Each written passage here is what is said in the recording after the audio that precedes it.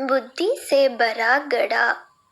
एक बार किसी बात पर अकबर बीरबल से नाराज हो गए और उन्होंने बीरबल को राज्य छोड़कर कहीं दूर चले जाने का आदेश दे दिया। बीरबल ने अकबर के आदेश का पालन किया और राज्य छोड़कर चले गए। कुछ समय बीतने के बाद अकबर को बीरबल की याद आने लगी। कई महत्वपूर्ण मुद्दों पर बीरबल का मशवरा अकबर को निर्णय लेने में मदद करता था, इसलिए बीरबल के बिना निर्णय लेने में अकबर को असुविधा होने लगी। आखिरकार उन्होंने अपने सैनिकों को बीरबल को ढूंढने के लिए भेजा।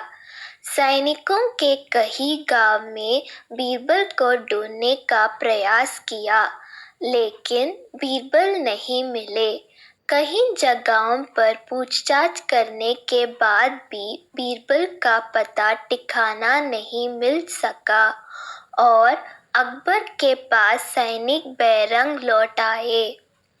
अकबर किसी भी सूरत में बीरबल को वापस लाना चाहते थे। इसके लिए उन्होंने एक युक्ति सोची। सैनिकों के माध्यम से उन्होंने अपने राज्य के सभी गांवों के मुखियाओं को संदेश भिजवाया।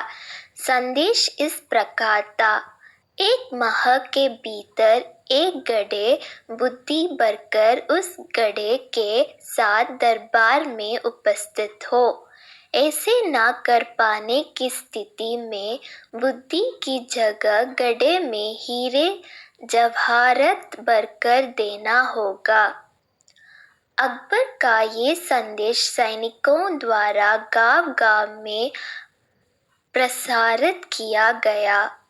एक गांव में बीरबल वेश बदलकर एक किसान के खेत पर काम किया करते थे। जब उस गांव के मुखिया को अकबर का ये संदेश मिला तो वो चिंतित हो उठा। उसने गांव के लोगों की सभा बुलाई। बीरबल भी उस सभा में उपस्थित हुआ। गांव के मुखिया ने अकबर का संदेश गांव वालों को दिया तो सभी सोच में पड़ गए। तब बीरबल ने मुखिया से आग्रह किया, महाशय, आप मुझे एक गड्ढा दे दे। मैं इन महीनों के अंत तक उसे बुद्धि से भर दूंगा। मुखिया के पास और कोई चारा नहीं था। उसने एक गड्ढा बीरबल को दे दिया। बीरबल वह गड्ढा लेकर किसान के उस खेत पर चला गया जहां वह काम किया करता था। वहां उसने कद्दू उगाए थे। उनमें से ही एक छोटे से कद्दू को उठाकर उसने गड्ढे में डाल दिया। कद्दू अब भी अपनी बेल से लगा हुआ था। बीरबल उस कद्दू को नियमित रूप से खाद पानी देने लगा और उसकी अच्छी तरह से देखभाल करने लगा, जिससे धीरे धीरे कद्दू बढ़ने लगा। कुछ दिनों बाद कद्दू का आकार इतना बड़ा हो गया कि उसे गड्ढे से बाहर निकल पाना असंभव था।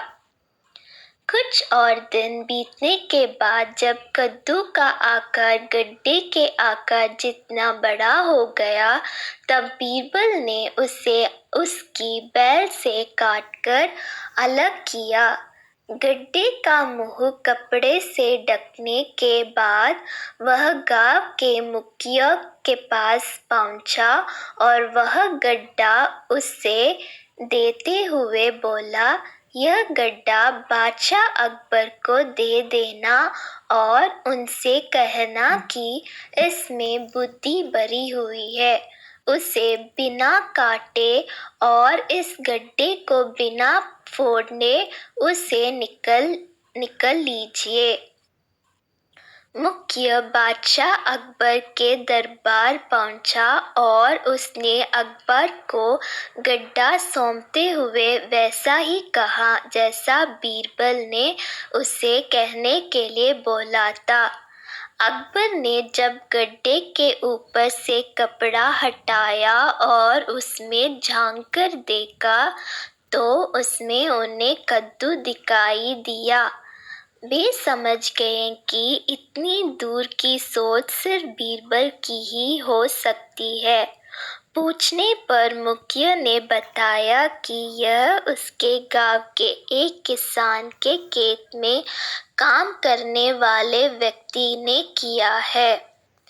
अकबर जान चुके थे कि यह व्यक्ति और कोई नहीं बल्कि बीरबल है।